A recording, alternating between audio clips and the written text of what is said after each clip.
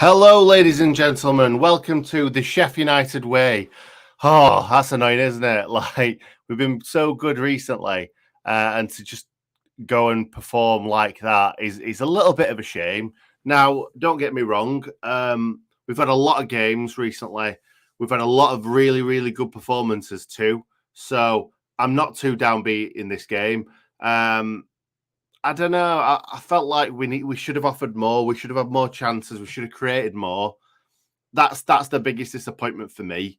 If we don't take our chances, then fair enough. You can always turn around and say, "Well, we should have been more clinical." But in games like this, when you don't create anything really, it is quite annoying. It really is, and a bit frustrating to watch. And I was saying halfway through because obviously didn't go to the game today. When you're at the game, it feels more exciting, even though it may not be. But certainly when you're watching it on the TV, watching it on a stream, it just doesn't feel the same, and you can easily kind of just tail off a little bit when you're watching it because it was such a boring game for the most part. But yeah, let's crack on into it because it's not going to be a long one. This I'm positive of that one. Anyway, let's put it that way. So in the first half, I've written two things down. Two things. Jack Robinson in around about the 10th minute, something like that, having his shirt ripped off, or pretty much ripped off by Jake Cooper, our nemesis. That was one. It's just not a lot to talk about, really. That was one. It was a bit of a scuffle between the two, and then Jack tried to give him some back. And trust me, I've seen Jack Robinson in real life, like up close and personal. That sounded a bit weird, but he's a bigger lad than what you think. He's tall, he's skinny, but he's not actually skinny. He's got some biceps to the lad, and he's got some tries. So yeah, when Jake Cooper tried to throw him about, he threw him about himself. So yeah, that was one thing that happened. The other thing, now Millwall had a couple of close calls to try and create something in the first half, but nothing that really. I don't think they had a shot that actually tested Wes. We had a shot that tested them. It was an Egan header straight at the goalkeeper. Really, ball coming to the box. I think it was from Howrahan, and Egan went up for it right next to Gordon. But straight at the goalkeeper, yeah. If it had gone either side of the goalkeeper, I still think he'd have saved it, to be honest. But it was a good solid header, just straight at the goalkeeper, which is a little bit frustrating. So we're going to half time again. Very, very boring match for the passerby or the onlooker. It was a very boring match. Even Millwall fans will probably say the same thing, to be honest, because as soon as they scored, they shut up shop. They didn't have anything after that. But really, neither did we. I thought we'd have gone for it a little bit more. We tried to. We huffed and puffed, but we didn't do much else than that, to be honest. 48th minute, Robinson cross. I'm going to say it's just a cross. I'm not going to give him the dues of saying that it was a shot. Coming from the left-hand side, Robinson looked into the box, and then hits it straight at the goalkeeper. But it was quite far out. It was one of those that neither goalkeeper, which stumped me, neither goalkeeper wore a cap.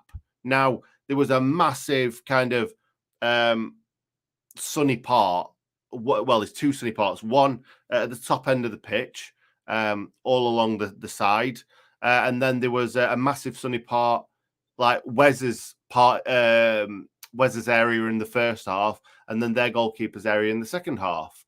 So when Robinson hit that ball, I was like, this could be in this. And the goalkeeper really struggled with that. I think he'd have probably caught it if there wasn't the sun there. So he struggled with that a little bit, but he tips it over the bar. It's a decent enough save. It's like I say, it's a tough one. It's a tough one, especially when the sun's all up in your eyes.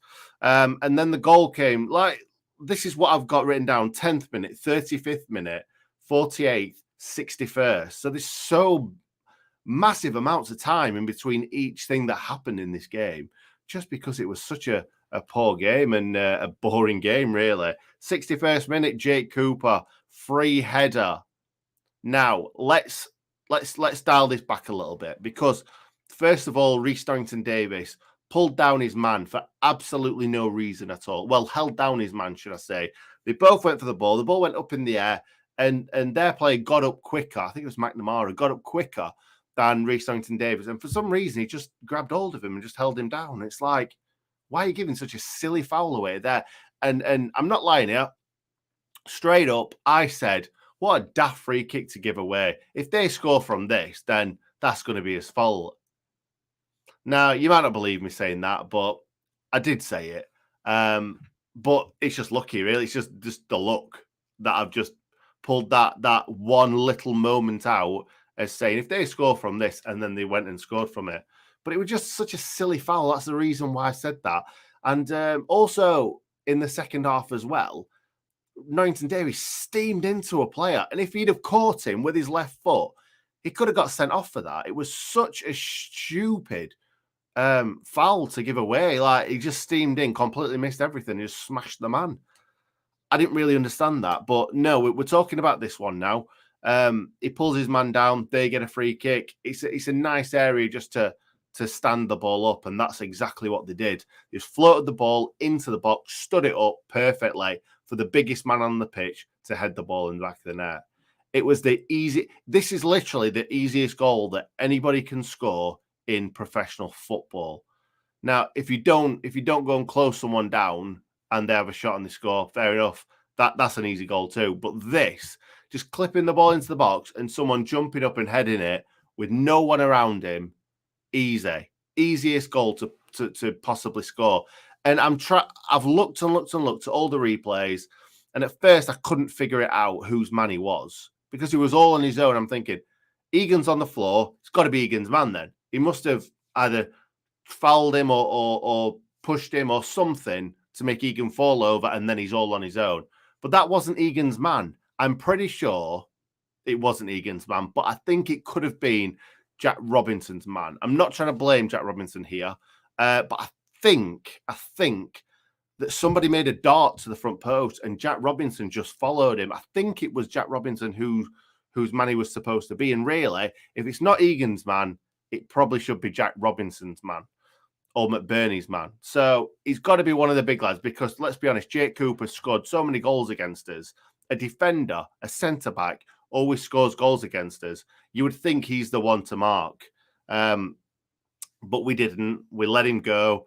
And he went and scored a very, very easy goal. Now, that's not the long and short of it because Egan, for me, and I might be a little bit biased here, but I feel like he got bulldozed to the ground. Now, if shoe was on the other foot, I probably wouldn't see anything wrong with it.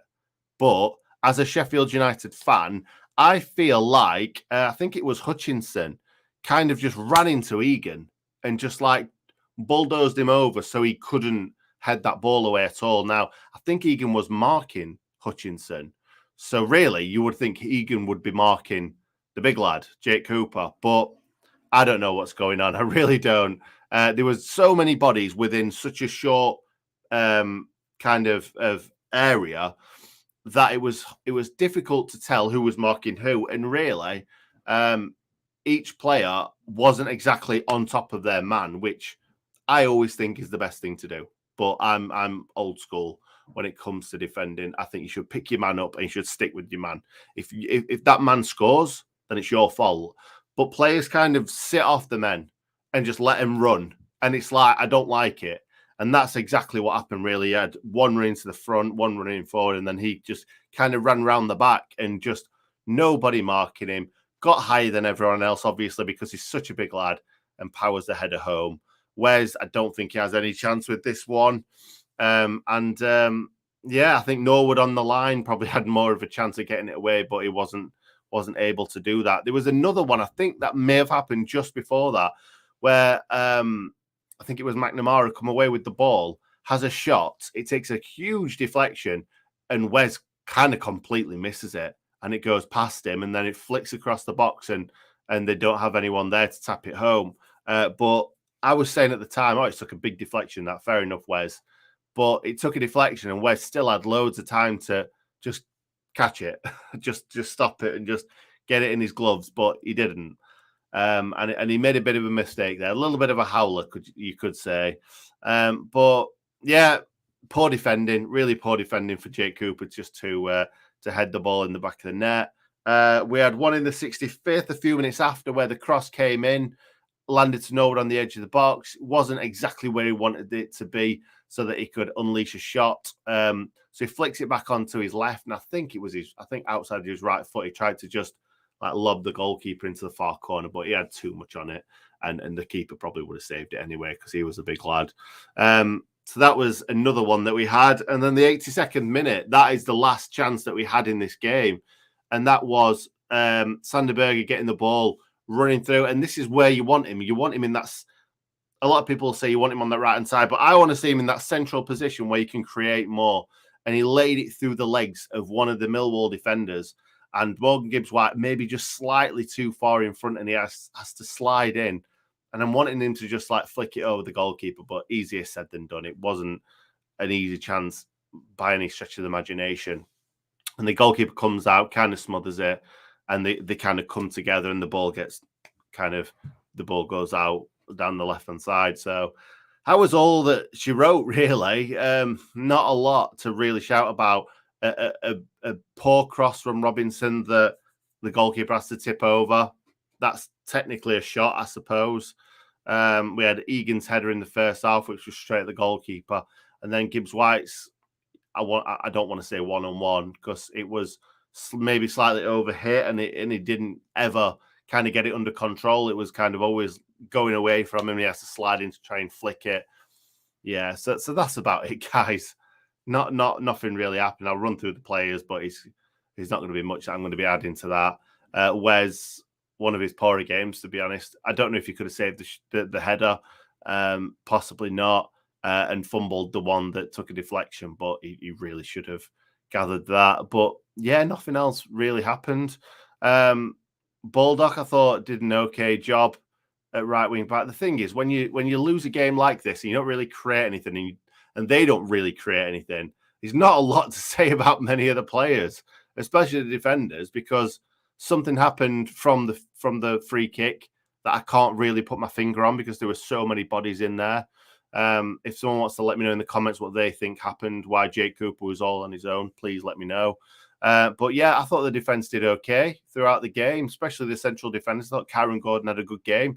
He pinged an absolute beauty of a pass to Billy Sharp in the first half, which Billy kind of gave him a little thumbs up. I think he was annoyed with himself for not controlling it well enough. But what a ball from Kieran Gordon. Fair play, mate. Fair play.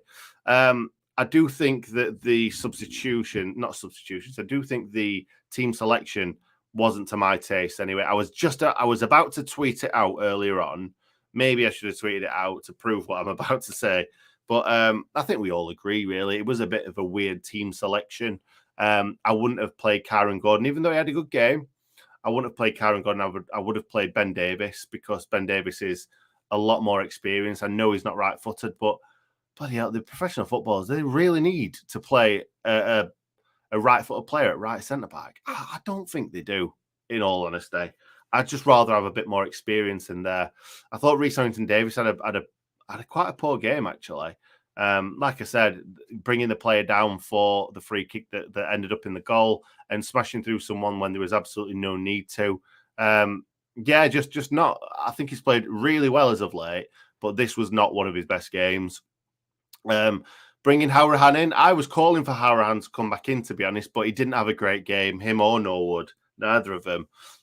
Fleck possibly should have started in there. But like I said, in the last match reaction, he really wilted towards the end of the last game. So I can see why Howrahan came in. Morgan Gibbs-White looked absolutely fine. So I don't know why he didn't start. I wish he would have started, and I wish Sander Berge would have started. Sander Berge had such a fantastic game in the last one. It's hard to drop him. I know he's had a lot of games recently, but he's a young lad. Now, he's a fit young lad. Now, I know he's not had too many games, too many 90 minutes, but he's had 2 consecutive 90 minutes. And that last game that he played in against Blackburn, he caused the corner, won the corner that got us the goal. So in the 92nd minute, he was down that right-hand side still creating chances. So he's obviously not tired. So I would have started him in this game because I thought It was unplayable in the last game, and you just want to kind of keep that rolling. So yeah, that was a bit annoying. But 𝐍𝐸𝐵𝐿, he didn't have a great game. I thought in the first half he looked bright, he looked sprightly, but not a lot from him in this game. But I do think he plays better with Morgan Gibbs-White. So yeah, Billy Sharp and Ollie McBurnie do not work. They've never worked, and they still don't work. They didn't work for Chris Wilder. They didn't work for Slav. They don't work for Paul Heckingbottom. They just don't work together. I'm not saying that they're not good players. Billy Sharp is a fantastic player, and I'm not saying anything about Ollie McBurnie today. I'm not going to badmouth him because Billy Sharp didn't do anything better than what Ollie McBurnie did. They were both pretty ineffective. I'm not blaming them for that. I don't think they didn't have any service at all today. So you can't really blame the strikers when nothing's coming their way, and when it is, like they're just battling against defenders, and they had two skyscraper defenders. So it were always going to be difficult. But yeah, they didn't have the best game, either of them, to be honest. That's about it. I think Gibbs-White looked really, really good when he came on. Same with Sander Berger. They looked to link up really well. And really, they should have been on from the start, shouldn't they? I know it's easy to say that now. And we've got so many games coming thick and fast that we don't want to burn them out, these players. Just one of the things, guys. It's just not a great game to watch, and a bit frustrating when they've played so well recently. But who cares? Let's move on. Like, we're out of the playoffs as of right now, the playoff positions. But there's so many points to play for. We've got so many home games. We're going to play better than this. And I think the season when we got promoted, we had a couple of dodgy games. We had the Bristol City one at home when we were winning 2-1 and we ended up throwing it away 3-2. We had, I think it might have been even Millwall. I think that might have been Jake Cooper scored against us as well, where we threw a game away. We threw a few games away towards the end of the season, and we still finished second. So there's a lot of points to play for. There's 4 positions to play for as well. There's 4 full positions, because we can catch Huddersfield as of right now. We can catch Blackburn as of right now, I think. No, maybe not. The thing is, we've got so many points to play for and so many games to play that we will catch points back on these teams. Like, Luton aren't going to win every game. Middlesbrough, evidently, aren't going to win every game. And I think today, Middlesbrough losing is the only real, not cherry on the icing, like the only real saving grace from today, because everybody else won. Now, Blackburn beat QPR, which means that QPR obviously don't take 3 points from the game. So we're no further away from QPR. That's another saving grace, if you like. So that's about it, guys. I'll just go for a few comments, but I've got a feeling that we're not going to be talking for too much longer. Kieran seems to think that 𝐍𝐸𝐵𝐿 needs to play more. Now, I would like to have seen him come on towards the end of the game, but again, like the lads didn't get much service, to be honest.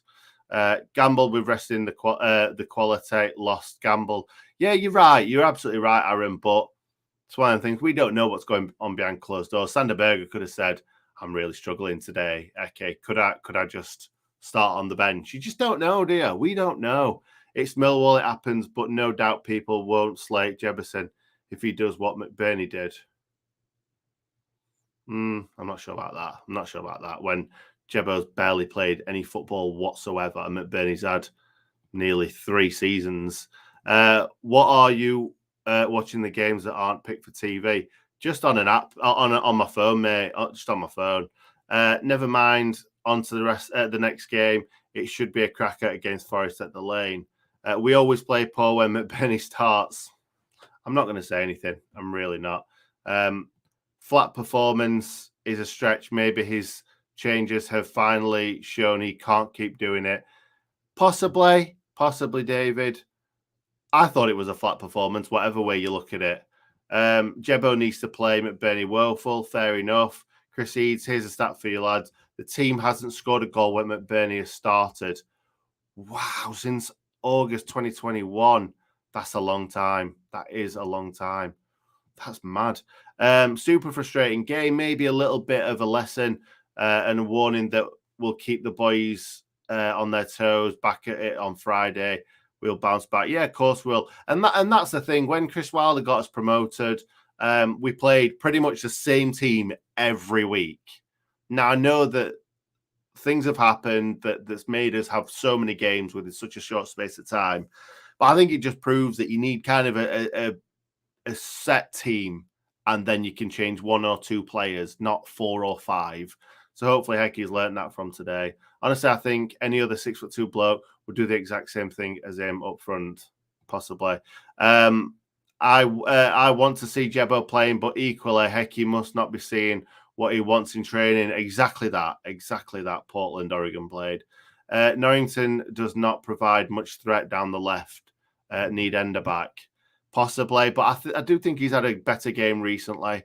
Don't understand why Sanderberger doesn't start after the best game for Sheffield United. I think I said it earlier, Michael. I think just the fact that he's played 90 minutes in 2 games within a week. So possibly he's just looking to rest him, just to give him a little time to. And the thing is, it's nice to bring these players off the bench to try and change the game when the other team's tired. But still, I want to see him starting. Can't agree with that. Sharp looked frustrated with himself. He knows the pressure is on him to score goals because he knows how unreliable McBurney is. Sharp had a couple of half chances. He did have a couple of half chances, that is true. But there's nothing you can hang your hat on, really. McBurney 7 goals in 72 games, Jebbo 9. It's a different level. McBurney played a lot of those games in the Premier League, 2 seasons in the Premier League, and Jebbo's playing in League One. But I understand what you're saying. Jebbo is going to be a lot more confident in front of goal, certainly, and confident playing because he's been playing well recently, obviously, for Burton. Norwood pass completion must be the worst in the league. I disagree with that, mate. I really do. I think, and the passes that he does, the passes that are successful, start us on the attack a lot quicker. I'm not saying that about today, but I think that Norwood's. It's not always about his pass completion. It's about the passes that he does that do come off for him, because he really does start us off on attacks a lot quicker with that wand of a right foot that he's got. But I do agree, he does give the ball away a hell of a lot sometimes, which is quite frustrating.